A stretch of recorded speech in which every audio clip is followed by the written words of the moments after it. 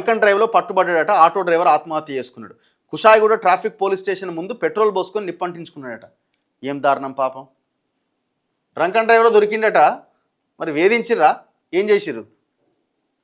Singireddy mean Reddy అసలు auto కూడా ఆయనది కాదు, ఏదో కూలీ పని చేయడానికి వచ్చి ఉంటాడు. ఒకటి దగ్గర ఆటో రెంట్కి తీసుకుని నడుపుతున్నాడు. డ్రంకన్ డ్రైవ్లో దొరికిండు. తాగి బండి నడపడం తప్పే. ఒకవేళ తాగి నడిపి దాంట్లో ప్రయాణికులు ఉండి ఏదైనా గుద్దితే చచ్చిపోతే మళ్ళీ ఎవరు బాధ్యత? ఇది ఒక భాగం. రెండోది, డ్రంకన్ డ్రైవ్లో దొరికిన తర్వాత మరి పోలీసులు మరి ఆ ఓనర్నో యజమానునో పిలిపించి ఏందయ్యా బాబా అని చెప్పి ఏదో చేయాలి కదా, క్లియర్ చేయాలి కదా. ఇప్పుడు ఆటోని 4 రోజులు ఆడ పెట్టుకుంటే ఏమొస్తుంది? ఓనర్ ఎందుకు రాలేదు మరి? ఇప్పుడు ఓనర్ రాకుండా ఓనరు ఆడ ఇద్దరు కలిసి ఇద్దరు వేధిస్తే ఇక ఏం చేసుకుంటాడు పాపం? మీరే తాగిపిస్తిరి. మొత్తం వైన్ షాపులు పెంచింది మీరేనా? తాగండి ఊగండి అని చెప్పేది మీరేనా? ఇగో ఇప్పుడే ఆదాయం ఎంత వచ్చిందో చూసినాం కదా. ఆదాయం రాకపోతే టార్గెట్లు పెట్టేది మీరేనా?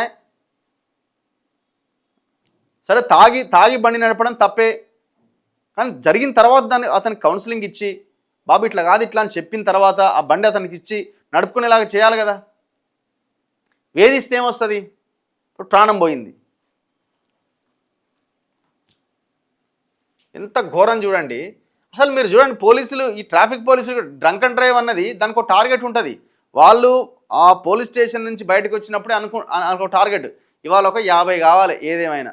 మళ్ళీ 50 కాగానే గారు ఉండరు. వాళ్ళు 50 కాగానే ఉండరు, ఇక వాళ్ళు వెళ్ళిపోతారు.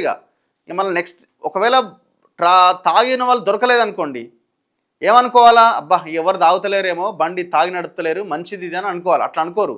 ఏమో ఎవరు దొరుకుతలేడు ఏం రియాలా అని రాత్రి 12, 1 గంట 2 గంటల దాకా అన్నీ వెయిట్ చేస్తుంటారు. వాళ్ళకి ఎంతమంది దొరికితే అంత సంతోషం అవుతుంది. దొరకకపోతే సంతోషపడాలి కదా.